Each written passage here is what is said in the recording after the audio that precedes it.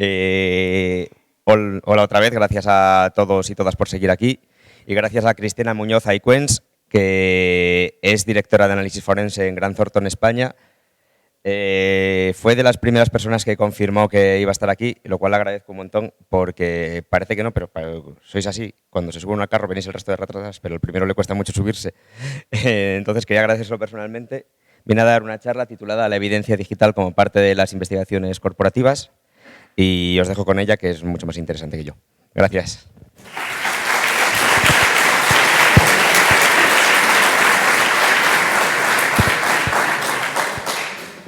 Gracias primero a Guillermo por efectivamente contar conmigo desde el principio. La verdad que bueno, cuando me lo comentó me pareció que era una iniciativa muy buena, sobre todo para Asturias, que yo creo que hay muy buenos profesionales aquí y es verdad que no se estaban haciendo muchas cosas, ¿no? Y no podía decirle que no. Así que nada, gracias a la organización, porque además está siendo todo estupendo.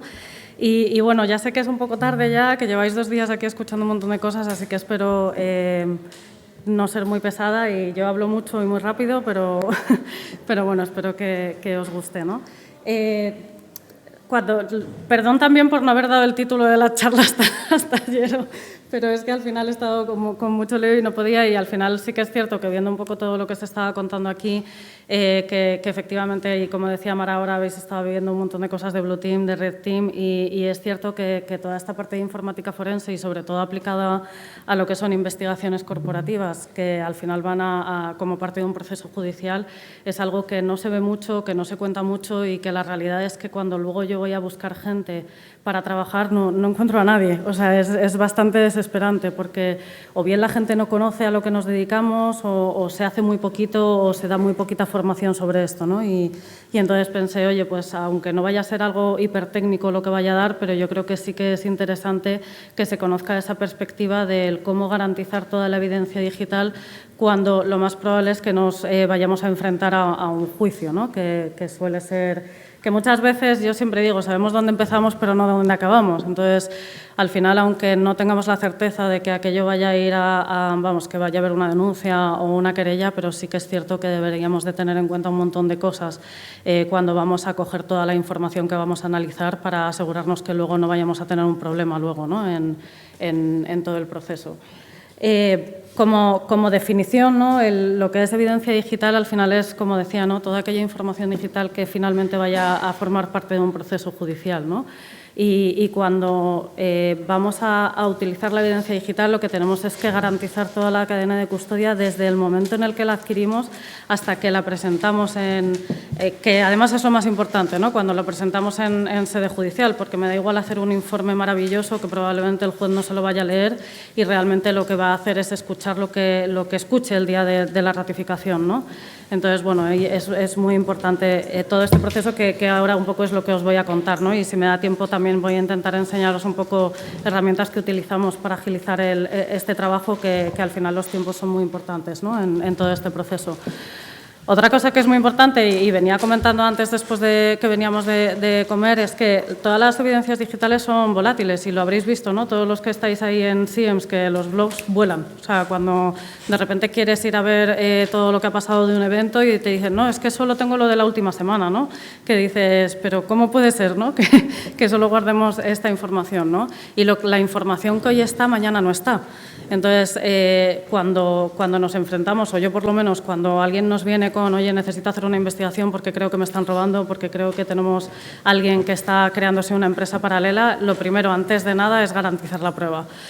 Porque además, es algo que es intangible, pero lo bueno que tiene, independientemente de esa volatilidad de la información, es que la podemos duplicar exactamente y podemos analizarla de forma aislada sin tener que alterar la información original, ¿no? E incluso muchas veces nos pasa que es cierto que Policía y Guardia Civil se suelen llevar las cosas y se las quedan, pero nosotros no podemos, pues porque muchas veces a lo mejor la continuidad de la compañía tiene que seguir funcionando. Entonces sí que tenemos que aplicar procedimientos de adquisición forense que nos garanticen que nos llevamos esa foto de la información tal como estaba en ese momento, ¿no?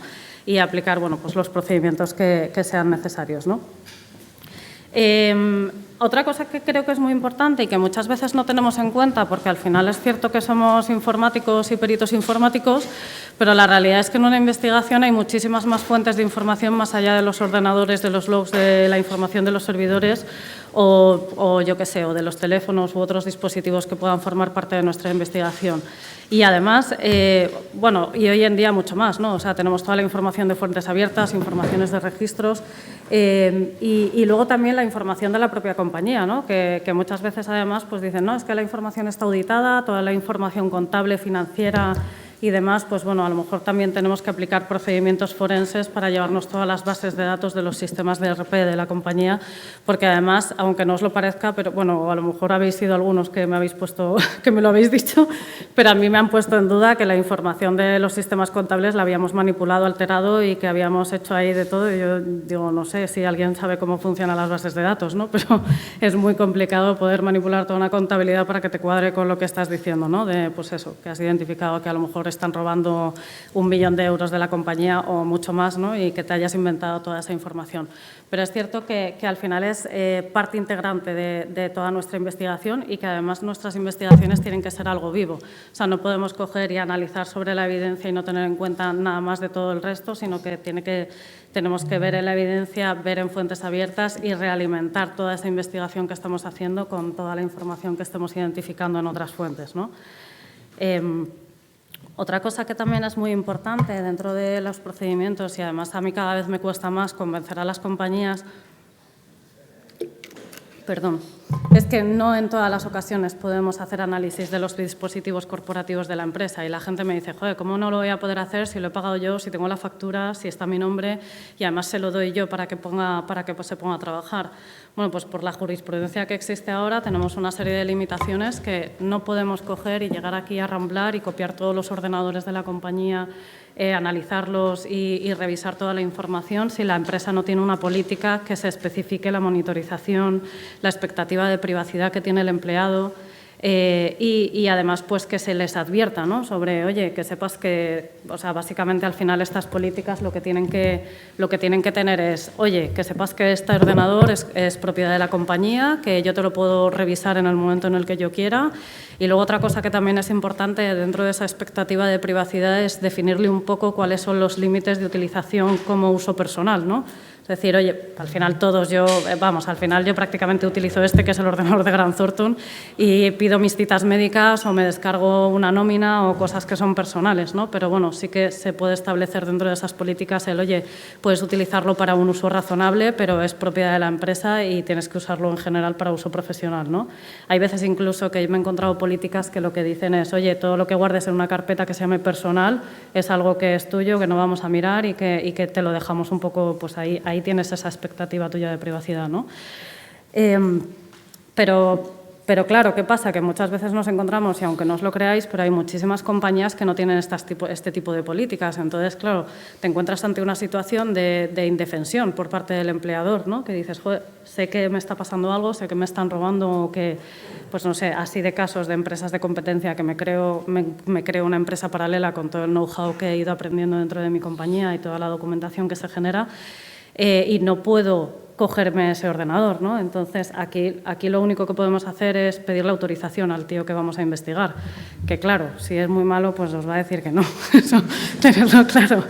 Pero lo que sí que es verdad es, vale, no lo puedo analizar porque probablemente no te dé la autorización, pero sí que lo que es importante es garantizar esa prueba, ¿no? Entonces, en estos casos lo que nosotros hacemos es, vale, pues hago, en lugar de, ahora veremos, ¿no? Que se suelen hacer varias copias de la información. En estos casos solo se hace una copia de la información y se deposita en una notaría. ¿Para qué? Para que a lo mejor, buscando otras vías alternativas de investigación, seamos capaces de apuntar a que es importante y necesario acceder a esa información que tenemos en ese equipo custodiado en notaría, ¿no? De forma que a lo mejor pues luego, pues cuando ya el procedimiento esté un poco más avanzado, el juez coja y diga, oye, accédase a esa información que está depositada, no hay problema, yo doy permiso, ¿no? pero por lo menos asegurémonos que estamos garantizando esa información. Y esas vías alternativas de investigación, pues a lo mejor pues muchas veces, si resulta que sabemos que es el director financiero el que está cometiendo el fraude o la irregularidad que sea, pues a lo mejor lo que podemos hacer es hablar con su secretaria, porque las secretarias tienen normalmente muchísima información, ¿no?, del director financiero, bueno, de su director, ¿no?, al que asiste, ¿no? Entonces, pues oye, si a ellos les pedimos autorización y nos permite acceso a sus equipos y a sus dispositivos, pues oye, vayamos por ahí e intentamos buscar esas alternativas, ¿no? Y luego lo último que también hay que tener en cuenta en esas consideraciones antes de ir a realizar la adquisición de la información es el tema de la proporcionalidad, que muchas veces me vienen y me dicen, no, cópiate todo el departamento contable. Y yo, pero ¿cómo voy a copiar 15 ordenadores de gente que no sé ni si van a tener que ver o no, aparte del dineral? Claro, porque todo eso es un suma y sigue, ¿no? Entonces, pues oye, al final hay que decir, no, yo no puedo coger y decir voy a investigar a todo un departamento cuando a lo mejor lo que tengo es una denuncia contra una persona o dos, ¿no? O sea, tengo que ser proporcional en este sentido. Y todas estas consideraciones previas son importantes, no solo porque puedan demandar a la empresa por haber invadido el derecho a la intimidad o el secreto de las comunicaciones de las personas, que sabéis que son derechos fundamentales, sino porque tú como perito te pueden denunciar a ti. O sea, además es lo primero que van a hacer y con nosotros lo han intentado varias veces, pero no les ha salido bien, gracias a Dios. Pero es un trago que al final es un trago malo, ¿no?, el que tienes que pasar. Entonces, aseguraros siempre. Y aseguraros pidiendo las políticas, porque a mí muchas veces me han dicho, sí, tengo política, puedes copiarlos, no te preocupes, y de repente cuando te vas a poner un poco con eso le dices, pues pásame la política que la necesito para documentar y ver pues es que claro, cuando todos estos se incorporaron a la empresa, esto no se hacía, no se firmaba, nadie la tenía y entonces, claro, te quedas un poco como, ¿y ahora qué hacemos?, ¿no? Entonces, aseguraros, ¿vale?, que no os fiéis, ¿vale? Con respecto al procedimiento que tenemos que seguir en todo lo que es el procedimiento relativo a todo lo que es evidencia digital, yo siempre que he ido a algún curso o algo, veréis que las fases que os ponen es desde la adquisición en adelante. Yo siempre agrego esa fase de preparación de la adquisición, ¿no?, que os parecerá algo como raro, pero la realidad es que si no preparamos la adquisición vamos a ciegas y la realidad es que muchas veces no sabemos qué es lo que tenemos. Yo siempre recuerdo una vez que nos tuvimos que ir a Colombia 2 semanas a copiar, pues teníamos como 24 custodios, pero nadie nos decía nada de información porque, entre otras cosas, no querían que habláramos con la empresa, o sea, con el departamento de informática. Entonces decíamos, vale, tenemos que copiar información de 24 custodios, ordenadores portátiles de sobremesa, son Mac, son Windows, son Linux, son qué discos tienen, qué capacidades tienen. Entonces, al final yo recuerdo que iba, aparte de con mi maleta, llevábamos como 3 maletas que llevábamos medio laboratorio ahí, porque claro, teníamos que llevar todo tipo de adaptadores porque no sabíamos qué era lo que nos íbamos a encontrar. Todo tipo de sistemas operativos forenses, clonadoras, todos los cacharros del mundo, porque era pues vete tú a saber. Entonces, sí que os recomiendo que siempre que podáis, si tengáis algún caso y podáis hablar con la empresa de IT, o sea, con el departamento de IT, intentar que os digan, oye, marca, modelo, número no número de serie, eso para luego, pero sí marca, modelo y capacidades de toda la información que vais a adquirir, ¿vale? Porque, como os decía, hay que hacer además varias copias, tenéis que llevar discos suficientes como para poder hacerlo. Y a ver, que siempre te puedes pegar un salto al Corte Inglés, pero aparte de que te sale el triple de caro los discos, pues al final es un poco ahí en el momento no queda bonito, ¿no?, entre otras cosas. Pero bueno, una vez que ya tenemos como preparado toda esa parte y ya nos vamos para el sitio a hacer toda la adquisición, pues ya tendríamos que ir a hacer esa adquisición. Luego es muy importante todo el procesamiento de la información, ¿no?, porque al final nos vamos a encontrar con unas cantidades ingentes de información que vamos a tener que tratar. Que a ver, si solo estáis investigando una persona, pues igual es 1 tera de información o medio tera más o menos, pero yo he llegado a tener 30 teras de información en un caso que eso, procesarlo y prepararlo, son semanas, muchas, o por no decir meses, ¿no? Y es muy importante el cómo definir toda la estrategia de procesamiento para poder empezar a analizar lo antes posible, porque si no, y aquí sí que es muy importante que en los plazos judiciales pasan y como no presentes los informes o las conclusiones, al final puedes quedarte sin poder poner una demanda o poder hacer algo, ¿no?, con respecto a lo que estás investigando. Entonces, aquí sí que es muy importante, que hemos estado hablando estos días, esa relación con la dirección letrada, ¿no? Quienes los abogados que estén llevando la causa, hay que estar muy alineados con ellos y tener en cuenta todos esos plazos que son muy importantes para cumplir, ¿no? Y bueno, luego ya para la parte de análisis de información, y habría que pues analizar toda la información, como os decía, un poco recurrente, y luego la presentación de la información, que al final es ese informe pericial que vais a tener que emitir con esas conclusiones que hayáis alcanzado, ¿no? En cuanto a lo que es la adquisición de la evidencia, y no voy a entrar en detalles de los 200.000 tipos de formas en los que podemos adquirir evidencia, pero sí que creo que es importante que tengáis, que quede claro, ¿no? Porque sí que es cierto que cuando yo empecé en todo lo de la informática forense, pues solo había discos IDE y había clonadoras y le dabas a 2 teclas y te lo hacías y ya está. Pero la realidad es que hoy la evidencia digital ha evolucionado, ya no son todo discos IDE, te encuentras con muchísimos tipos de ordenadores, yo no sé, ahora por ejemplo, antes teníamos los servidores Exchange, que directamente podíamos tirar comandos sobre el servidor Exchange, sacar todos los buzones de correo electrónico, y ahora todo está en nube, ¿no? Ya no tenemos backups de los que tirar, o sea que al final todo esto ha ido como evolucionando, y no podemos pensar que solo hay un ABC dentro de todo el proceso de adquisición, que muchas veces los abogados es lo que utilizan, ¿no? Es como, uy, que te has saltado la B, pues ya has roto la cadena de custodia y ya no sirve para nada todo lo que has hecho. Y es como, no, perdona, que es que estamos haciendo las cosas bien y estoy garantizando que la información es íntegra. Porque aquí lo importante es que no manipulemos la información, ¿vale? Yo os pongo estas premisas, que en realidad son de las guías de ACPO de la Policía de UK, que me parece que son como muy acertadas, ¿no? Oye, no modifiques los datos, procura que toda la información que te vas a llevar sea íntegra y sea tal cual estaba como te la encontraste. Pero claro, es cierto, y ahí sería un poco la segunda premisa, que hay veces que tienes que modificar, porque, por ejemplo, si te encuentras un equipo que está cifrado y no tienes, o el equipo de informática de la empresa no gestiona ese cifrado, como lo apagues estás perdido, con lo cual, ¿qué pasa? Que lo tienes que copiar en caliente. Todo eso supone una modificación y una alteración sobre la información que te estás llevando, porque para empezar tienes que conectar un USB, tienes que ejecutar una aplicación en vivo, y todo eso al final te genera una serie de registros dentro del equipo que al final te pueden afectar, ¿no? Yo cuando llegué a Grant Thornton, que bueno, justo había habido un par de casos antes de que yo entrara y que empezara a montar el laboratorio, me pidió el socio que, esto siempre lo cuento, así que si alguien me lo ha oído, lo siento, pero me pidió el socio que mirara de un caso que habían copiado antes de que yo llegara, cuál era el último encendido y apagado y conexiones USB del equipo, ¿no? Y entonces, pues nada, se lo saco, yo estaba contenta, en plan de, mira, he visto esto, tal, no sé qué. Y entonces, mi socio ya está muy blanquito, pero estaba más blanco todavía, y me dijo, ¿cómo? ¿Cómo que hay una conexión tal día? Y yo no entendía nada, ¿no? Y entonces me dice, no, es que ese ordenador es de una empleada que la fecha en la que tú dices que ha habido conexiones de USB y que se ha arrancado el ordenador, hacía 2 semanas que no estaba en la empresa. Entonces, ¿qué ha pasado? ¿Sabes? O sea, ¿cómo puede ser que haya actividad posterior dentro del equipo? Y claro, yo me volví súper loca, ¿sabes? Porque no sabía muy bien, no entendía qué pasaba o qué no pasaba. Además, en ese momento, como yo todavía no había definido un poco la metodología, no había documentación, que de ahí la tercera premisa que me gusta, que hay que documentarlo todo.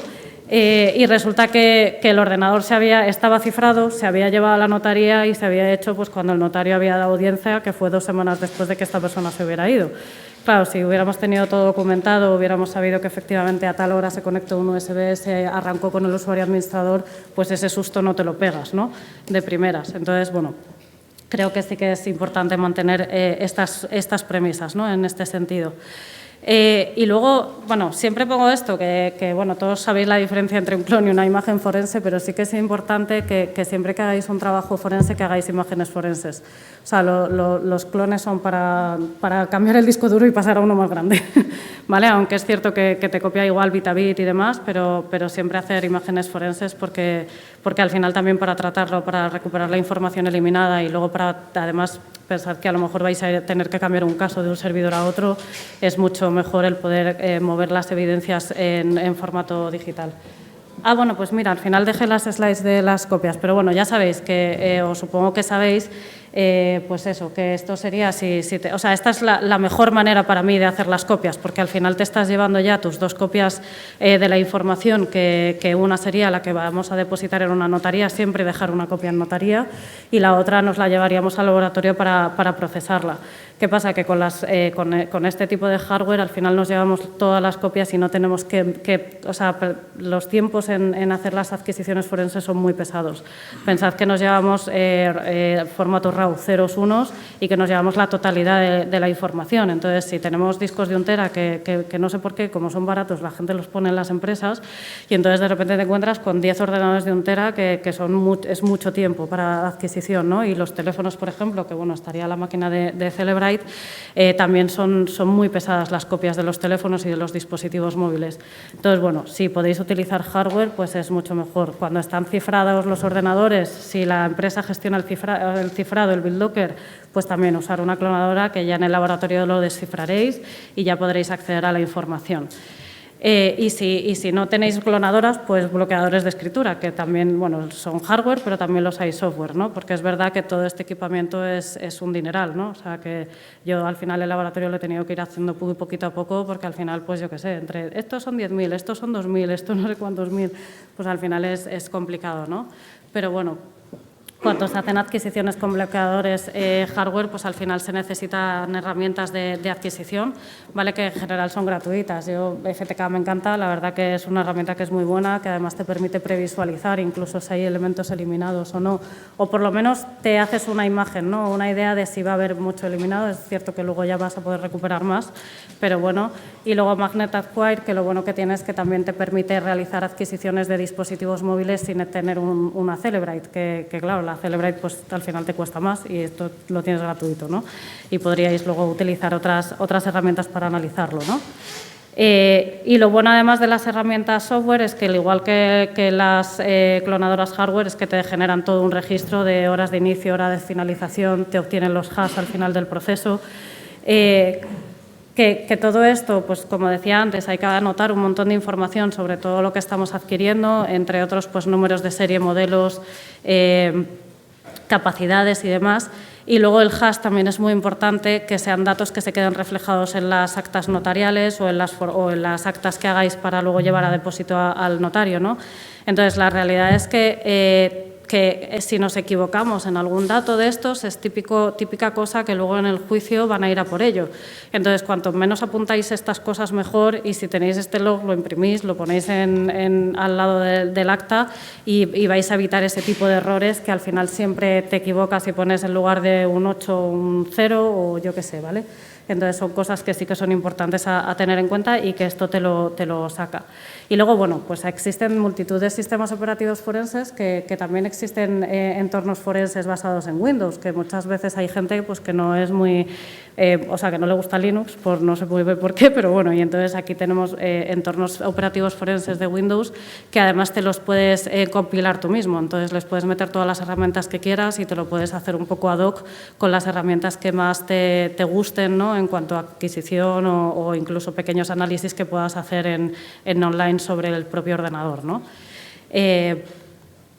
Y luego ya, pues, ¿qué pasa? Yo, por ejemplo, hay muchas veces que he visto que cuando la gente se hace exportaciones de buzones de correo electrónico o exportaciones directas que se hacen en ese momento, que se hace luego una adquisición forense, que en el fondo pues, es un poco absurdo, porque es un fichero que estás generando tú en ese momento. No necesitas mantener una serie de información que sí que en información existente necesitas mantener, ¿no? Entonces, yo en estos casos, al final, recomiendo, y sobre todo por lo que os hablaba de los tiempos, es, oye, copiarlo con un Robocopy, con un Teracopy, que al final sí que te mantiene los datos de la exportación que has hecho en ese momento y obtener los códigos hash. Aparte de que hay veces que a mí me ha pasado... Uy, que me lo cargo, me estoy aquí apoyando, qué desastre.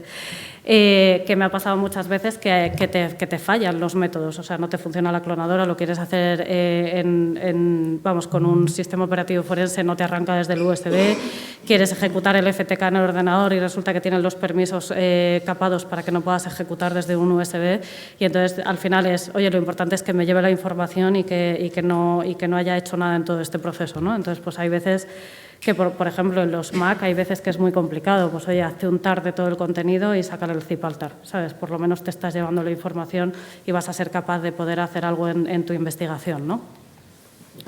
Y luego lo que os decía, el tema de las notas de adquisición, de etiquetado y de precinto, es muy importante que toméis nota de todo lo que hagáis, sobre todo en esos casos en los que hay que manipular, que no es manipular, sino que al final alteras de alguna forma la evidencia que estás adquiriendo y también mantener como un listado, ¿no?, de toda la información que va a formar parte de tu caso, porque al final si de repente te encuentras con 20 equipos, correos, servidores, logs, exportaciones de bases de datos, es muy bueno tener una lista en el que te puedas referir y ver un poco a ver qué es el 1, el 15, el 27, porque bueno, nosotros, por ejemplo, establecemos una nomenclatura a todo lo que nos llevamos. Yo hace poco heredé un caso de otro perito y cuando me dio un montón de discos, que aquello era el caos, no había un orden, yo le decía, pero no tienes una lista de lo que es todo esto, y entonces pues al final tuvimos un poco que averiguar qué era lo que había, porque no había un solo documento en el que yo fuera capaz de saber qué ordenador era de quién, a quién estaba asignado o cuáles eran las características de esos equipos, ¿no?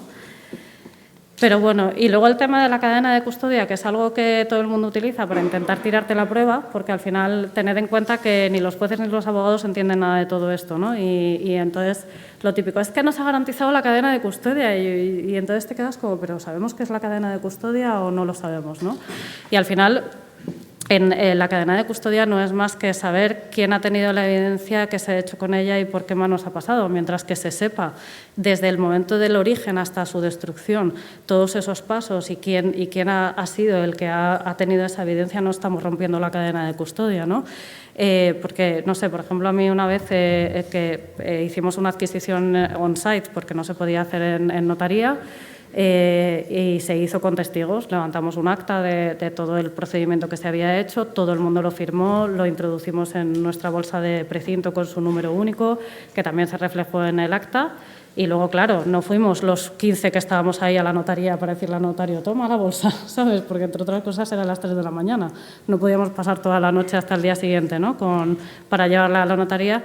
Y el perito contrario alegaba que es que, como no habíamos ido todos a la notaría, pues que se había roto la cadena de custodia, que era como absurdo, ¿no? O sea, que yo decía, pero ¿en qué cabeza cabe, no? Y bueno, pues al final, mientras que lo tengáis documentado y que todo el procedimiento esté ahí, pues o en en una cadena de custodia, en vuestras actas en las que se vea quién se le ha entregado y demás, pues es suficiente, ¿no? No estamos rompiendo la cadena de custodia en ningún momento. Y luego el tema de las bolsas de precinto, que os decía que sí que es importante, que esta es otra cosa que también me han intentado tirar, en plan de, ¿y cómo no sabemos que hay 2 bolsas con la misma numeración? que yo ya intentamos ahí como rizar el rizo, ¿no? Y claro, al final me obligaron a pedirle un certificado a mi proveedor de que todos los números de bolsas que me vendía, que eran únicos, ¿no? Y lo tengo, ¿no? Ya no me fío nada de que me intenten tirar estas cosas. Bueno, y luego hay bolsas de Faraday, ¿no?, para cuando nos llevamos dispositivos móviles, pues para evitar que puedan destruirlos de forma remota, ¿no? Aparte del modo avión, que evidentemente pues también se puede. Luego es verdad que nos podemos encontrar con un montón de problemas y yo siempre digo que no tengáis miedo a que cuando estéis haciendo una adquisición que llaméis por teléfono a un compañero o a alguien que sepáis que sabe, ¿no? Y, oye, que me pasa algo, llama, no pasa nada. O sea, es mejor que esperéis, que no toquéis y que veáis cuál es la mejor forma de proceder, ¿no? Y yo soy la primera que lo hago. Yo tengo un par de amigos que están hartos de mí, les digo, ¿qué hago con esto? Que no sé qué, porque, oye, hay veces que pasa, ¿no? Y bueno, también es lo divertido de este trabajo, ¿no? Cada caso es un mundo, cada proyecto es un mundo y cada día te encuentras una cosa nueva y es un aprendizaje constante, ¿no? Que estás viendo un montón de cosas nuevas cada día. Sí que es verdad que hay cosas que ahí sí que no podemos hacer nada, lo que os decía del cifrado. A lo mejor para descifrar ficheros pequeños, pues sí, tenemos el password o alguna otra herramienta para descifrar, pero un ordenador no vamos a ser capaces de descifrarlo si no tenemos la clave de descifrado. Entonces sí que ahí hay que tener ojo y estar atentos a no apagar un ordenador cuando no sabemos si está o no está cifrado, ¿no? Antes de coger y adquirirlo, ¿no? El tema de los SSDs, con perdón, es una putada, porque antes pues teníamos IDE y ya está, bueno, IDE, luego pasamos a SATA, ¿no?, que era un único conector y resulta que con SSD tenemos 200.000 conectores con 200.000 interfaces y que no, o sea, es horrible la cantidad de adaptadores que hay que llevar para asegurar. Bueno, últimamente, gracias a Dios, casi todos son PCI, con lo cual hay un adaptador ahí mágico que tengo, que es de que nadie me lo toque, ¿no? Pero es cierto que cuando empezaron a salir los SSDs era una locura, porque había 200.000 adaptadores y bueno, pues es un problema. Y el tema de los Macintosh, pues cada vez más, hay veces que, aunque parezca mentira, pero la ciberseguridad es totalmente contraria al forensic. Entonces, cuantas más medidas de seguridad se ponen, más complicado también nos lo ponen a los forenses, ¿no? Y de hecho, en Macintosh cada vez te ponen más cosas que te evitan el poder copiarlos, ¿no? O sea, que es un poco fastidioso a veces. Pero antes, por ejemplo, lo podías copiar por comandos con el FTK, que había un FTK por comandos para Macintosh, pero ahora te lo llevas, pero no, las imágenes no van, o sea, no sirven para nada, te estás llevando algo vacío. Le han metido una serie de cosas que además tienes que andar apagando el ordenador, reiniciándolo, cambiando configuraciones, porque si no es imposible. Bueno, y lo de los discos rotos, el problema es que tienes que contar con una empresa tercera a lo mejor para que te lo, vamos, recupere para poder copiarlo, ¿no? Entonces ahí ya es un poco más pesado porque al final también ahí en la cadena de custodia es un poco más, al final se lo tienes que estar llevando a alguien que lo va a desmontar, va a montarlo, o sea, es un poco fastidio, ¿no? Pero bueno. Luego, ¿qué pasa? Que al final os decía antes, ¿no? Que yo he tenido casos de 30 terabytes, ¿no? Y dices, ¿y cómo puedo analizar eso, no? Es una locura. Entonces, al final lo que tenemos que hacer es meter todo en una coctelera, que, bueno, tenemos que tener las aplicaciones, ¿no? Sí que hay un montón de aplicaciones forenses que nos permiten analizar todo este tipo de evidencias, pero no todas nos permiten analizar a lo mejor de forma conjunta mucha información y sobre todo no solo de forma conjunta, sino que muchas personas sean capaces de acceder a la misma información. Porque tened en cuenta que estos casos que son tan grandes no podemos poner a una persona a revisar todo eso porque se puede tirar meses, ¿no? Hasta que sea capaz de acabar de analizar la situación que tengamos, ¿no? Y aquí me preguntaban ayer que si vamos a ver temas de Carbin y tal, pues aquí es el punto en el que no os voy a explicar nada de Carbin, ¿eh? No hay tiempo ni mucho menos. Pero sí que en esta herramienta que es la que nosotros utilizamos en Nuix sí que te permite hacer cierto Carbin de todo el espacio analocado del disco y recuperar información que esté ahí. ¿Qué pasa? Que cuantas más opciones pongamos de procesamiento, más tiempo vamos a tardar en poder acceder inicialmente a la información, ¿no? Entonces, sí que es verdad que por defecto pues nosotros siempre ponemos recuperar todo lo que es la información eliminada, pero la que está como por defecto, y luego todo lo que sería también recuperar información de los buzones de correo electrónico, que para que os hagáis una idea, todos los ficheros locales que se encuentran en el ordenador, todos los PSTs y OSTs, o MBox, ¿vale? Depende del programa que tengáis de correo electrónico, pero se comportan como discos duros. Da igual que tú elimines todo el correo que pienses que lo has eliminado del servidor, que en esos ficheros están, ¿vale? De hecho, si no comprimís, al final veis que tenéis un fichero de 10 gigas cuando en el servidor tenéis 2, probablemente, ¿no? Entonces, eso es por lo que podemos recuperar información de todos esos buzones de correo electrónico, ¿no? Y luego también, depende del objeto de la investigación, también es importante que decidamos qué tipo de datos vamos a tratar, ¿no? Porque a lo mejor si es algo muy informático, lo que me interesan son todos los sistemas de archivo, o sea, bueno, todos los logs, sistemas de ficheros y demás, pero a lo mejor si lo que estoy buscando es un tema de un fraude, lo que necesito es toda la parte ofimática. Entonces, que me ponga a procesar, además que me haga un procesado detallado de todos los registros de Windows, es una locura, ¿no? No vamos a acabar nunca. Lo bueno que tiene es que luego podemos reprocesar y volver a sacar información que a lo mejor de la primera tanda no la habíamos sacado. Entonces, sí que podemos poner el caso en marcha y mientras que se está analizando, reprocesar y sacar otra información o pues a lo mejor si vemos que es que no se está encontrando nada porque ha eliminado un montón de información, pues que ya sí que tiramos a hacer Carbin y a sacar más información eliminada de los equipos, ¿no? Luego, que voy rápido porque quiero intentar enseñaros la herramienta para que veáis un poco cómo va. Otra cosa que es muy importante, y os decía antes al principio, que nos pueden ir a por nosotros por el tema del secreto de las comunicaciones. Hubo una sentencia hace tiempo, si no recuerdo mal, de Maza, me parece, en la que decía, hacía una pequeña distinción entre los correos abiertos y no abiertos, ¿no? Entonces sí que es importante que una vez que hemos terminado de procesar la información, quitemos todos los correos que no han sido aperturados por el destinatario, ¿vale? Aunque lo marquemos como no leído otra vez, o sea, como no leído, esa marca ya se queda, ¿no? Entonces sí que somos capaces de identificar todo lo que no ha leído el destinatario y quitárnoslo de en medio, ¿vale? Porque al final tú no puedes utilizar algo que el destinatario no ha leído. Y otra cosa que también es muy importante, hay listados conocidos de ficheros que son listados de hashes, ¿vale? Y entonces lo que haces es que tú le das la lista de hash conocidos a mi base de datos coctelera que he montado y nos quitamos tenemos todos los ficheros conocidos, porque realmente pues, todos los README y el Word.exe y todo eso es mierdecilla que tengo ahí, que al final puede ser que yo en una búsqueda que esté haciendo me dé como respuesta. Entonces es perder tiempo sobre información que realmente no va a aportar nada en el caso, ¿no? Entonces todo eso es importante. Y luego, bueno, aunque no lo tengo puesto aquí, pero también es importante pasar OCRs a todo lo que son PDFs, ficheros de imágenes y demás, porque muchas veces hay cosas que, pues, que el tío ha hecho fotos o que se lo ha escaneado y que a lo mejor son contratos importantes que están ahí y que si no hacemos estos procedimientos de OCR lo vamos a perder, ¿no? Otra cosa que luego es muy importante y para garantizar que todo este proceso se hace de forma adecuada es establecer la estrategia de búsqueda. Os decía antes que teníamos que ser proporcionales no solo a la hora de qué información nos vamos a llevar, sino también a la hora de ver qué información vamos a revisar dentro de los equipos, ¿no?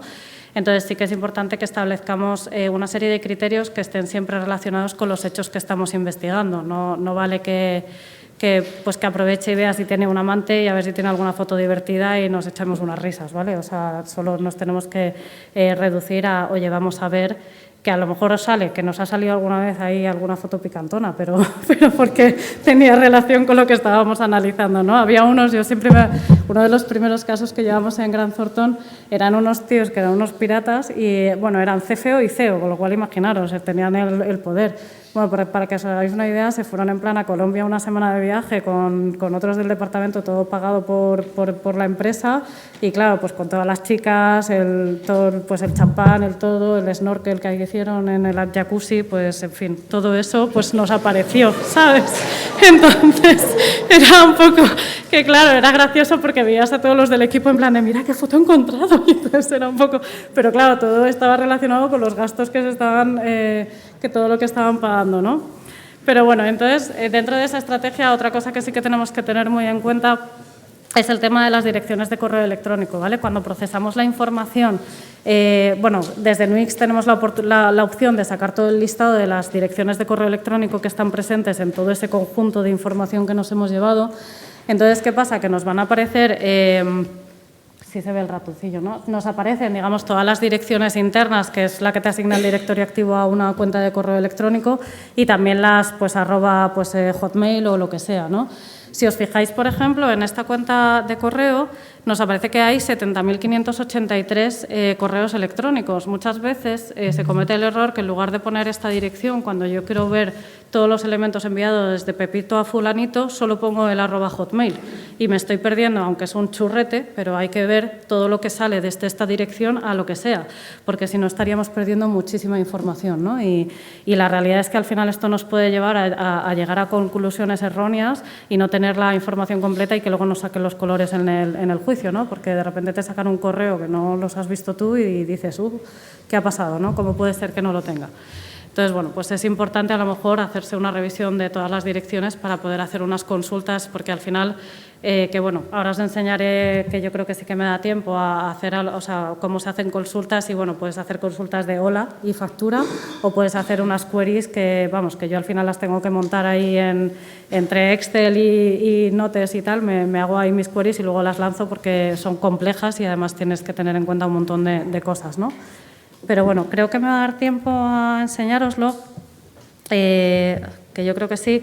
Esto es el Nuix. Bueno, Nuix tiene diferentes entornos, ¿vale? Este es el Workstation, que es el que utilizamos en el labo yo y mi equipo, y luego para todos los que son, porque esto sí que nos lo he dicho, pero bueno, dentro del departamento hay un montón de gente que es más de perfil financiero o perfil de otros perfiles específicos, porque hay para ciertas cosas que necesitas más especialización, ¿no? Para saber un poco qué ha pasado, por qué o dónde, ¿no? Entonces, este es el entorno que utilizamos en mi equipo, y luego hay un entorno que es como más user-friendly, que es en un entorno web, que es al que acceden ellos y que pueden ver, ¿vale?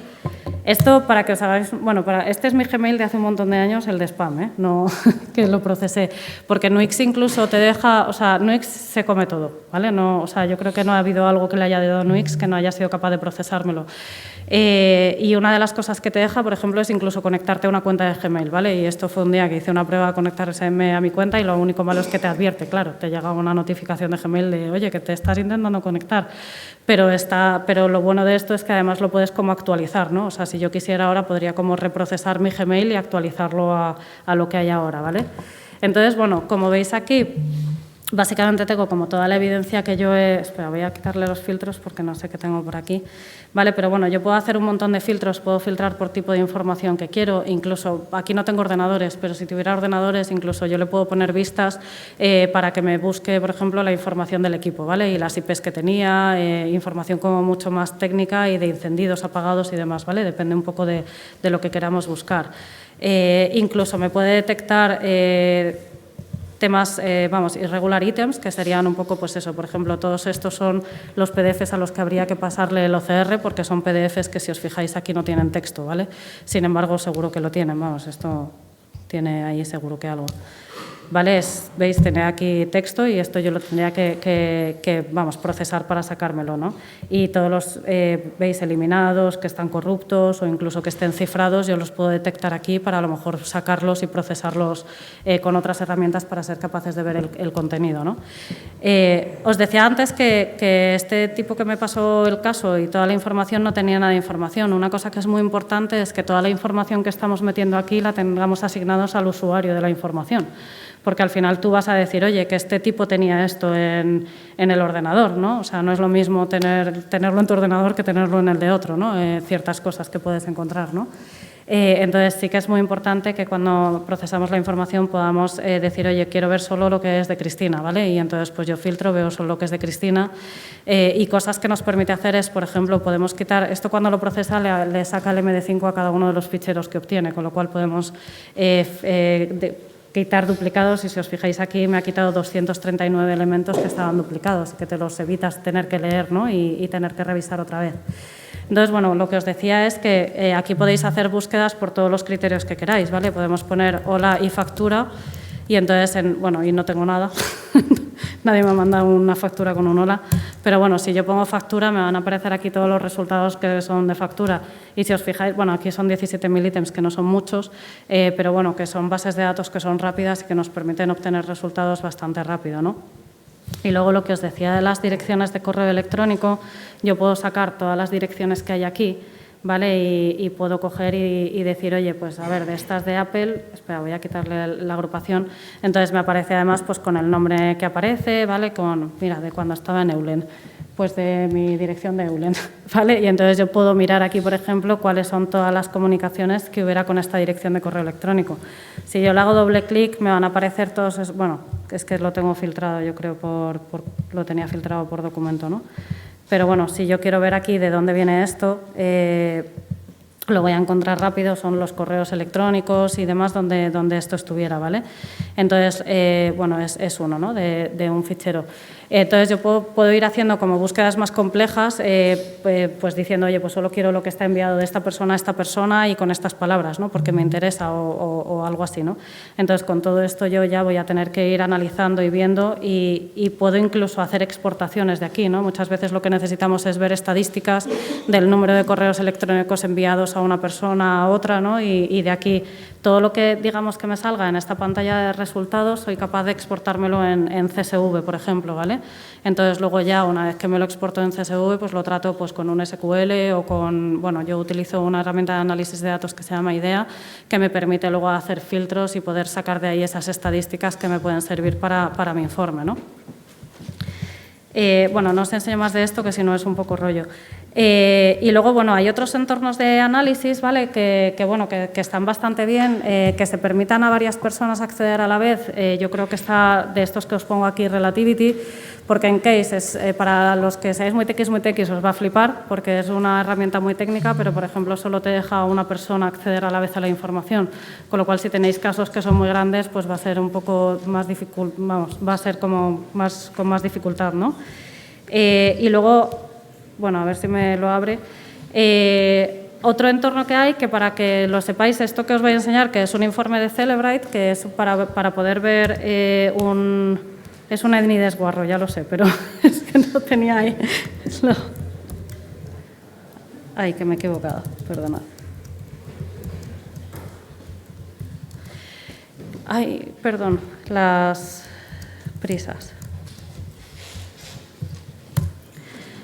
Vale, este informe, o sea, el Celebrate, el UFED, lo bueno que tiene es que una vez que generas una adquisición de un teléfono, te permite generar este informe, que es un, no sé si se ve muy bien, pero bueno, es un Celebrate Reader, que realmente es un informe que no necesitas licencia, ¿vale? Se lo puedes dar a quien sea para que lo analice de forma independiente sin tener que pagar 10.000 euros cada vez, ¿vale? Para cada ejecución de estas instancias.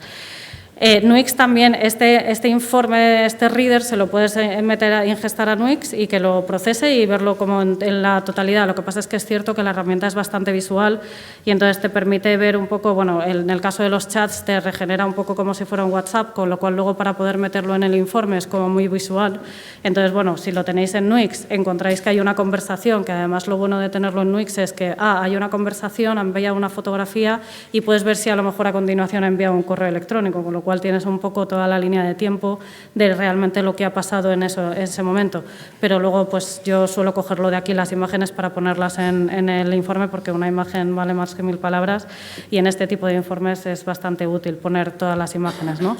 Y luego, bueno, pues lo bueno es también que la herramienta esta te permite ver, pues por ejemplo, todas las localizaciones de donde ha estado. O sea, la verdad que está bastante bien, porque al final tú puedes ir filtrando y aplicar filtros y sacarte también todo esto en Excel o en el formato. Bueno, te permite hacer como, creo que PDF, HTML y demás, pero bueno, te lo sacas en un Excel y luego puedes ver un poco porque te saca todas las coordenadas y demás.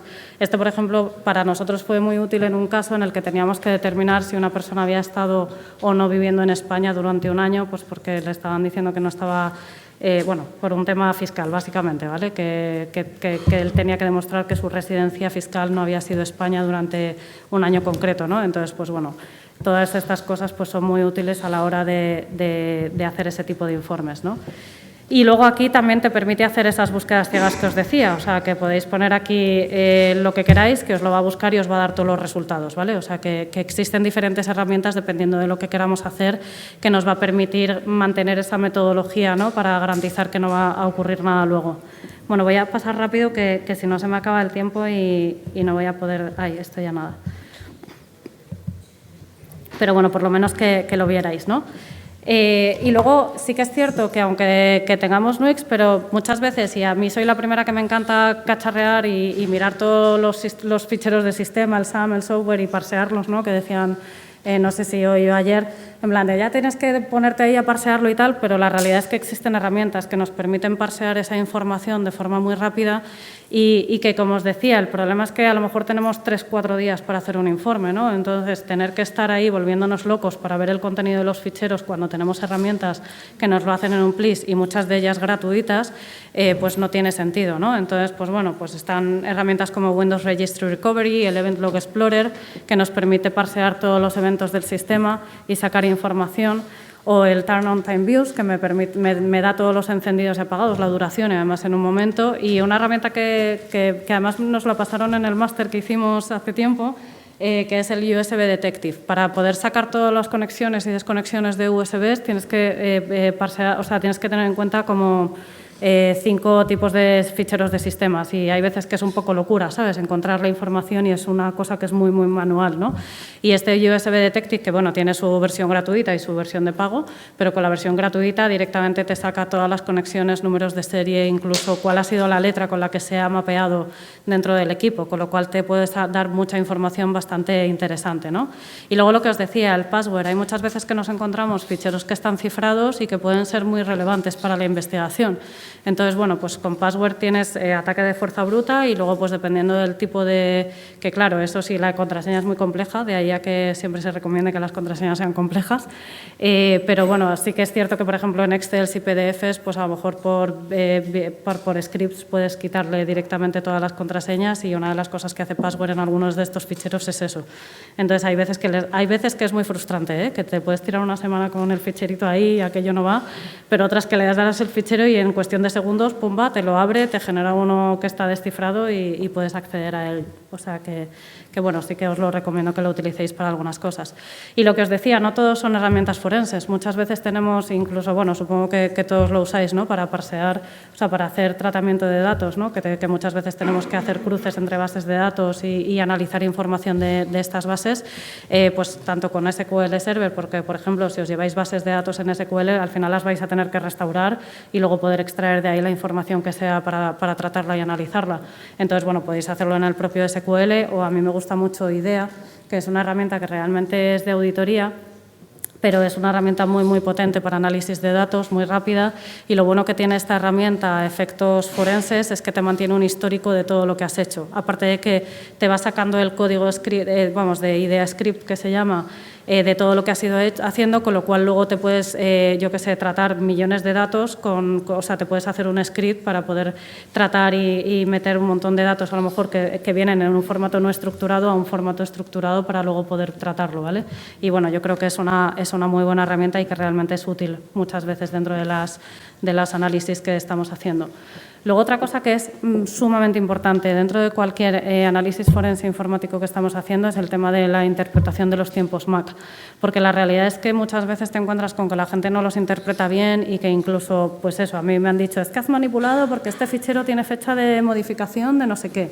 Y es como, bueno, pues es que lo que primero que tienes que saber es cómo se comportan las fechas MAC dependiendo de lo que hemos hecho, ¿no? Allí, bueno, SANS tiene un montón de pósters y cheat sheets que son maravillosos y entre ellos tiene el de Windows Forensic Analysis en el que hay diferentes versiones y depende del Windows pues va a comportarse los ficheros de una forma o de otra. Pero bueno, es cuestión de irse a históricos, ¿no? Y entonces puedes ver que, oye, pues a lo mejor la fecha de modificación no cambia dependiendo de la acción que se haya hecho con el fichero, ¿no? Entonces esto sí que es algo que es muy, muy importante y muy importante asociado a esto, además, también hacerse líneas de tiempo, ¿no? Yo en la oficina soy la pesada de las líneas de tiempo porque la gente te viene y te dice, no, es que fíjate que he visto este contrato, este no sé qué y este tal, y es como, bueno, ponlo en línea, ¿no? Y pon un poco a ver, he visto este email, este contrato, este tal, y a lo mejor la película te cambia, ¿no? Y de hecho muchas veces cambia. Entonces sí que es muy importante utilizar los timelines, que yo suelo utilizar Visio, porque sí que tiene una utilidad para los timelines que además puedes ponerlo al segundo, que en nuestro caso con todos los registros de eventos y demás sí que es muy importante el segundo, no solo minutos y horas, ¿no? Entonces te lo coloca exactamente en el sitio donde tiene que ir y es bastante bueno para verlo un poco qué es lo que ha pasado, ¿no? Y con respecto a este tema del tiempo, otra cosa que es muy importante que no os he dicho en toda la parte de la adquisición es anotar cuál es la zona de tiempo en donde estamos adquiriendo la información. Porque os puede ocurrir que dentro de un caso tengáis equipos que son me ha pasado a mí, de Miami, equipos de Ecuador y equipos de Portugal y de España. Como luego cuando lo proceséis no le digáis de dónde es cada cosa, vais a tener un caos de fechas bastante considerable. Vais a tener mails que se han enviado después de que se haya enviado al que estás respondiendo. Bueno, eso, al revés, ¿no? Que tenéis un lío bastante considerable. Entonces, eso sí que es muy importante. Y no solo la zona de tiempo, sino también ver en qué hora está. Porque el otro día, por ejemplo, fuimos a copiar un teléfono que yo miraba y yo decía, ¿pero qué día estamos? Digo, no entiendo nada. Y era el día 12 y el teléfono tenía hora del día 10 a las 4 de la tarde y era la 1 de la mañana. O sea, que es que era como, no, esto no está bien, ¿no? Entonces, eso sí que es muy importante porque si no, luego no os van a cuadrar las cosas que vayáis a analizar. Y luego lo último, y no me enrollo mucho más, que quizás es lo más importante, ¿no? El tema del informe pericial. En un informe pericial, al final, lo que tenemos que hacer es poner todo lo que hemos hecho para llegar a las conclusiones a las que hemos llegado. De forma que si un tercero quiere replicar lo que yo he hecho, haciendo lo mismo debería llegar a las mismas conclusiones. Básicamente eso es lo que es un informe pericial. Y otra cosa que es muy importante, y yo sé que aquí la mayoría sois técnicos, pero el informe pericial tiene que no ser técnico, aunque tenga mucho técnico por detrás, ¿no? Y sé que es algo muy difícil y que al final trasladar algo de forma no técnica cuando al final es todo técnico es muy complicado. Pero sí que tenéis que, creo que Pablo, no sé quién era, que decía que quería que su madre entendiera lo que decía en la charla, ¿no? Y esto es lo mismo. Yo lo que hago es que se lo doy a mis compañeros o a mis compañeros que no son técnicos, los informes. Una vez que yo los he terminado, se los doy, les digo, por favor, leerlos, a ver si lo entendéis. Y si lo entienden, me quedo tranquila, ¿no? Si no lo entienden, pues malo, algo malo he hecho, ¿no? porque la realidad es que el que lo va a leer va a ser el juez o van a ser los abogados de la otra parte, y al final lo que queremos es que se entienda qué es lo que hemos hecho y que quede claro que realmente hemos hecho bien el trabajo y que, pues eso, que si hemos pillado al malo, que lo hemos pillado al malo y que con una base, ¿no? Pero si nos empezamos a poner cosas complicadas y demás, al final el problema es que van a dejar de leerlo y van a decir, fuera, esto no lo tengo en cuenta, y casi ni te van a escuchar en la ratificación, ¿no? Y bueno, nosotros utilizamos esta estructura, ponemos unos antecedentes, porque al final, quieras o no, pues la información que tú tienes cuando vas a empezar la investigación es lo que te define un poco cómo vas a llevar la investigación, qué es lo que hemos hecho, que también es muy importante, cuál ha sido el objeto y alcance de nuestro trabajo, y las conclusiones. Y las conclusiones las ponemos lo primero porque al final muchas veces tus informes acaban siendo de 100 páginas, de 200, y no os exagero. Al final tienes unos informes muy extensos que, como no cojas o sea, como el lector, esto es como cuando empezáis un libro, si en el primer capítulo no os está gustando, ahí va a estar en la mesilla durante vete tú a saber cuánto tiempo, ¿no? Y pues los informes lo mismo, ¿no? Al final en las conclusiones hay que poner la chicha, las cosas importantes que queremos destacar, y luego que le gusta, o sea, que quiere ver exactamente, oye, pues esto que ha pasado tal, pues ya se irá al detalle del trabajo que hemos hecho, que ahí ya vamos a explicar un poco todo con mucho más detalle y con todo. Y luego lo que es importante también es adjuntar todos los documentos y referencias que estamos haciendo a lo largo del documento. No las imágenes, porque esas, acordaros que hemos dejado una copia en la notaría, y si ya se quiere ir a por ellas, pues ya alguien irá a por ellas y ya pedirá permiso para acceder a ellas, ¿no? Y nada, y ya dejaros aquí algunas normas. Las ISO os las pongo porque son españolas, las UNE, pero no me gustan nada, así que son bastante malillas, pero bueno, que existen, ¿vale? O sea, hay un par de UNES. Bueno, hay la de metodología de análisis forense para las evidencias, que yo creo que está bastante desfasada y no tiene muy en cuenta lo que es la evidencia, y luego una serie de guías pues, que hay del DOJ de Estados Unidos, de la SACPO que os decía de UK, y bueno, de Interpol o del NIST. Hay un montón de guías de análisis forense, o bueno, también para respuesta ante incidentes y demás, pues que son bastante completas y que están bien. Así que nada, ya os dejo descansar.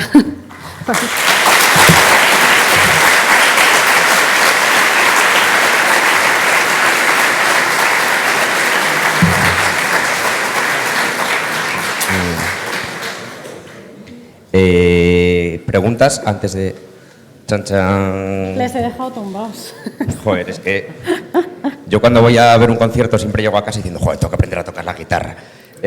No sé si os está pasando que dices, joder, tengo que aprender ingeniería, análisis forense, legislativa, en fin, mi vida. Muchas gracias. ¿No? Muchas gracias por la ponencia, estaba muy bien.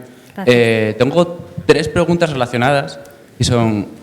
Ahora está muy de moda que, de hecho comentabas con los nuevos discos duros, con el SSDs, cosas así, que todo es un poco difícil, pero está muy de moda que vengan soldados en las placas, muchos de ellos, los teléfonos los primeros, pero los procesos está apareciendo. La primera parte de la pregunta es, ¿qué hacéis en estas situaciones? Porque me imagino que podréis llevaros el portátil entero, pero bueno, ¿qué hacéis para extraer la información si el aparato está apagado? La siguiente es, ¿qué sucede si por algún motivo tienes que alterar físicamente el dispositivo, incluso se puede llegar a considerar la destrucción del dispositivo o la alteración física? Y por último puede pasar que venga el fabricante de dicho dispositivo después a montarte el pollo porque has destrozado algo y la patente o la propiedad intelectual del dispositivo, o sea, ¿se ha visto algún perito en esta situación? Espero que no, pero bueno, podría pasar. No. A ver, es cierto que cada vez más, o sea, es más complicado muchas veces. Este ordenador, la verdad es que un día lo abriré a ver qué tal, pero es cierto que cuando nosotros llegamos a una adquisición, lo primero que hacemos, si nos lo dan así, que muchas veces te vienen y te dicen, toma, este es el ordenador, al final yo lo primero que hago es abrirlo, entre otras cosas también para ver el número de serie y demás, para luego comprobar. Y claro, muchas veces te encuentras con que está soldado, ¿qué hacemos, no? Entonces, al final tienes que volver a montar y es copiar sobre el equipo. Entonces, que al final lo que hacemos es conectamos un USB con un sistema operativo forense y arrancamos sobre el sistema operativo forense. Aquí el problema que hay es que mira bien antes cómo se tiene que arrancar para arrancar desde el USB, porque si no vas a arrancar el ordenador y vas a generar 200.000 registros dentro del equipo. Que bueno, al final eso se documenta y ya está, no pasa nada, pero sí hay que intentar no llegar a arrancarlo, porque además los sistemas operativos forenses lo bueno que tienen es que automáticamente todo lo que está conectado en el equipo te lo bloquea de escritura, con con lo cual ahí no alteras ni haces nada, ¿no? Que no pueda, vamos, que lo destruyas. Romper nunca, bueno, he podido romper alguna tapa de algún ordenador, que ya lo siento, pero es que vienen muy apretadas, ¿sabes? Es verdad que hay veces que ni con los, o sea, hubo uno que ya dije, es que no lo puedo abrir, o sea, es que viene tan cerrado que me estaba cargando todas las, vamos, nosotros vamos con un kit de estos de miles de destornilladores que tienen las palanquitas estas para abrir y ni con esas, ¿sabes? Entonces, claro, hay veces que hay veces que no hay otra que romper la tapa, porque al final se acaba rompiendo, pero es cierto que, a ver, aquí como mucho el que se podría enfadar es el cliente, pero el cliente lo que quiere es ver quién le está robando y quién le está haciendo. Entonces, que le rompas el ordenador, pues en el fondo le da igual. ¿Sabes? No tiene... No, porque en realidad no es una rotura, o sea, eso ni consta en las actas que levantas, ¿sabes? Porque al final tú lo que estás garantizando es la evidencia del disco, ¿no? O sea, el contenido del disco. Al final, que el hardware por fuera esté roto te da un poco igual. Realmente va a seguir siendo lo mismo, ¿no? Ahí no... Y ahí no he encontrado ningún perito que haya sido castigado por ello, vamos, no me he encontrado esa situación. Pero bueno, no sé si te he contestado a todo o me ha faltado algo. Sí, bueno, la última era al final por la idea de que, como muchas herramientas que utilizáis hacen de alguna manera la versión o hacer la intención o muchas cosas, y usar Rainbow probablemente a Apple no le haga mucha gracia que accedas de alguna manera a la manera de editar el disco. Y en algún momento me he dicho, voy a demandar. A ver, en el caso de los teléfonos móviles, la única cosa mala es que solo vas a poder copiarlos si tienes los códigos de desbloqueo, ¿vale? O sea, no puedes copiar... Bueno, estoy ahí detrás de ello. Tengo que quedar con un proveedor que vi el otro día una herramienta maravillosa que quita los códigos de bloqueo.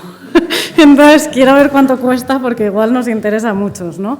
Pero es cierto que, por ejemplo, con Celebrite no le puedes quitar o sea, si no tienes el código de desbloqueo, olvídate, no vas a poder copiar los dispositivos y lo único que puedes hacer es, lo que os decía, garantizar la prueba, es meterla en una Faraday, llevarlo al notario ahí que se le acabe la batería y ya está, no tienes otra. O sea, ahí sí que no tienes otra. Y de hecho, en un caso que tuvimos, que además, bueno, fue por un tema de un fallecimiento y había pasado un tema que querían demandar a la empresa y tenían el teléfono, pero no tenían el código de acceso, pero en realidad el teléfono era suyo, era propiedad suya y de hecho yo escribí a Celebrite y hablé con ellos para ver si nos podían echar una mano a desbloquear el teléfono y ni con esas. Nos dijeron que o había una orden judicial o no nos ayudaban a quitar el bloqueo del teléfono. O sea que ahí está complicado hacer más ahora. Si consigo esa herramienta ya os diré. Ojalá. Pero bueno. ¿Más preguntas? Esta mujer tiene que coger un avión, ¿eh? De verdad. Tengo tiempo. No te preocupes. Buenas, gracias. En el caso de que tengas que cambiar la configuración de un equipo para poder arrancarlo desde un USB o algo... No te oigo muy bien. No sé si es... Ahora. Buenas. En el caso de que tengas que modificar la configuración de un equipo para poder acceder a él vía USB o lo que sea, ¿se consideraría que se ha modificado la evidencia? A ver, se ha modificado. Lo que pasa es que cuando se hace todo eso, yo las veces que lo he hecho, se hace o ante testigos o ante el notario. Que, a ver, lo ideal siempre es hacer todos estos procedimientos ante notario. Lo que pasa es que a los notarios no les gusta estar viendo barras de progreso durante 3 horas, ¿vale? Entonces, y menos cuando encima se tienen que ir de su despacho, ¿vale? Entonces, normalmente yo siempre lo que intento es, oye, pues voy al cliente, precinto las cosas, me lo llevo al notario y ya en el notario hago las copias. Entonces, ¿qué pasa? Que si yo tengo que hacer todo eso y cambiar a lo mejor igual les tengo que pedir a la empresa, oye, cámbiame la GPU que tienes ahí para poder ejecutar un pendrive, o sea, algo desde un pendrive o algo. Al final está el notario ahí y toma nota. Entonces, realmente todo eso va a quedar registrado en el acta notarial y luego lo que sí que hay que tener cuidado es con esa interpretación que hacemos de los datos del ordenador. O sea, tenemos que tener en cuenta que a partir de tal hora en adelante hay ciertas cosas que no podemos tener en cuenta dentro de nuestro análisis, que eso es muy importante. ¿Vale? Vale, gracias. Nada. ¿Más? Joder. A ver. Espero saber contestaros. Parece que no los planchaste tanto como pensabas,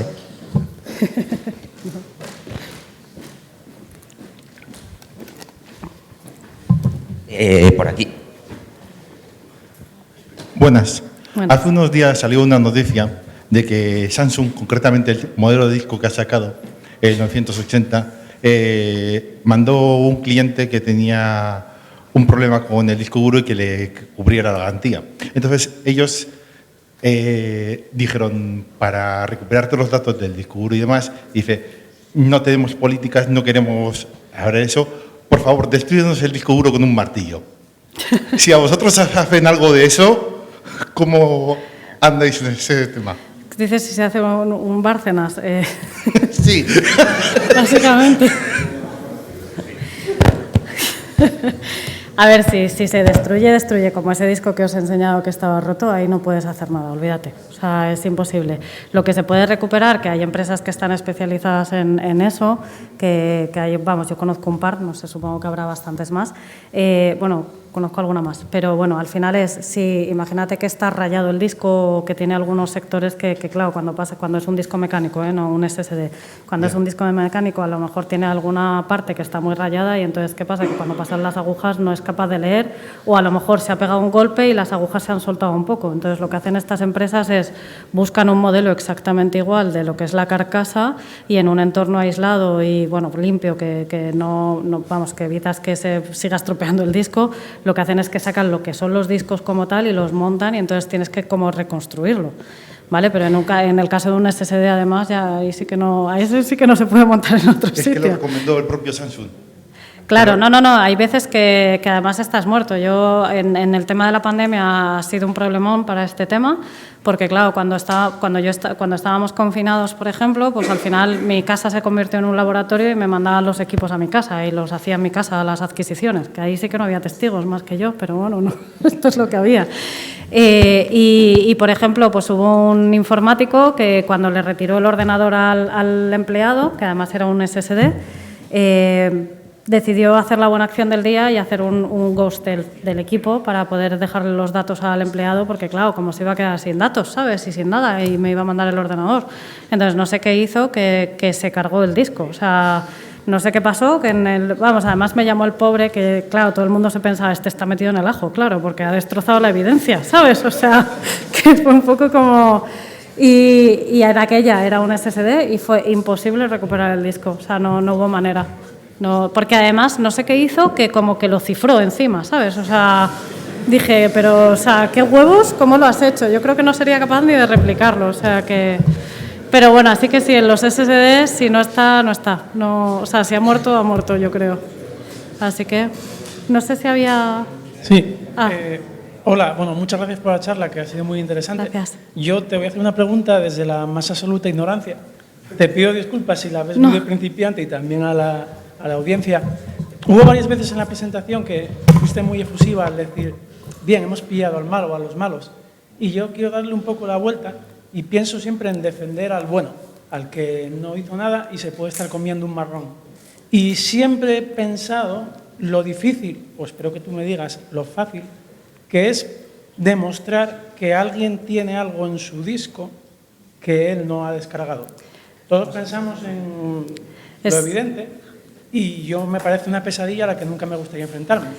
Y me gustaría que tú, como experta en forensia, me dijeses, no te preocupes, que si algún día te pasa eso, es muy sencillo de demostrar que no... Es más complicado demostrar el que no haya que el que haya. O sea, pero también es verdad que te diré que muchas veces nos pasa que no encontramos nada, que sí, que muchas veces encontramos al malo y todas las evidencias y el cuchillo con la sangre y las huellas, pero hay muchas veces que no.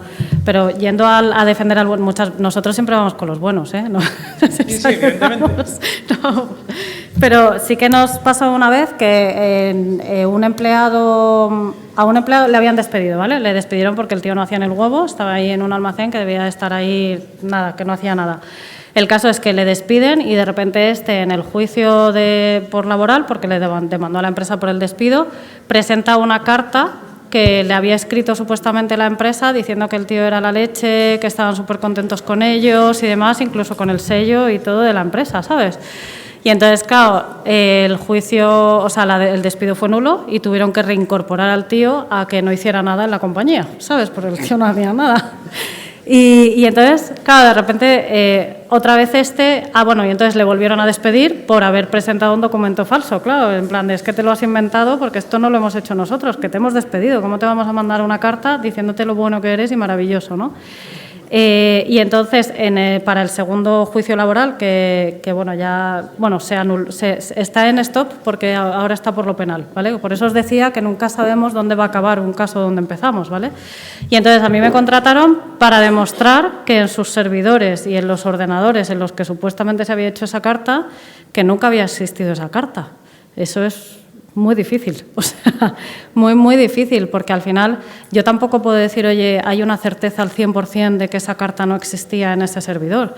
Entonces, al final, en este caso lo que hicimos fue copiar todos los, el servidor de datos entero, o sea, que aquello fue ingente, más los equipos donde supuestamente se debería haber hecho esa carta, y entonces pues buscar por todas las fechas, o sea, se buscó la carta por todas partes, se buscó en las fechas en las que supuestamente se debería de haber generado esa carta, incluso tener que revisar, pues yo no sé si fueron 17.000 PDFs y Words para ver si efectivamente podía estar ahí o no, porque aquello no aparecía en ninguna parte. Pero claro, pero yo no puedo, o sea, de hecho yo en el juicio tampoco pude decir que tenía una certeza 100% de que esa carta no hubiera existido. Es muy, muy complicado poder demostrar eso. Es muy, muy complicado. Sí, y yo me refería concretamente si aparece algo que es delictivo y que yo no me he descargado, que alguien me lo ha introducido en el ordenador por una puerta de atrás. ¿Perdón? Sí. Por eso es tan importante que no le des tu password a nadie. No, es muy importante porque, de hecho, ahora tengo un caso en el que todos los equipos usan el usuario administrador y ¿cómo determinas quién ha sido? Vale, esto está en este ordenador, pero es que el usuario que lo ha ejecutado, que ha hecho, que ha dicho, es administrador. Entonces, claro, es que es muy complicado. Pero al final tú, cuando te tienes que defender, pues lo que tienes que demostrar, o sea, presentar evidencia suficiente de que eso no eras tú. Pues a lo mejor es que tú ese día estabas enfermo en tu casa y es imposible, porque no tienes ubicuidad de estar en 2 sitios a la vez, de hacer eso. Pero bueno, eso ya es cuestión de intentar encontrar evidencia suficiente de que no has sido tú el que lo has hecho. Pero sí que es verdad que en todo lo que es informática forense, o por lo menos en el trabajo que hago yo, sí que tenéis que tener que en el momento en el que os venga el cliente a deciros, oye, este es mi caso, esto es lo que me pasa, no, y insisto, no todo es un ABC, sino que tienes que pensar y decir, a ver, ¿cómo puedo yo demostrar que esto que ha pasado es así o no? Y luego también una cosa que es muy importante y que lo estamos haciendo cada vez más es que todo lo que nosotros ponemos comprobamos que no haya nada que contradiga lo que ponemos, porque te puede pasar luego que tú estés ahí en el juicio y que te salga un correo, oye, ¿y este correo que dice todo lo contrario que tú dices? Entonces sí que es muy importante no solo ver cuál es esa conclusión a la que has llegado, sino ver que no hay nada que contradiga esas conclusiones para que no pase que luego te vengan y te lo tiren abajo, ¿no? O sea que... Pero bueno, es difícil, es muy difícil. Gracias. Nada. Voy a cortaros el rollo porque se nos acaba el tiempo y el ordenador. Muchas gracias a todos y a Cristina.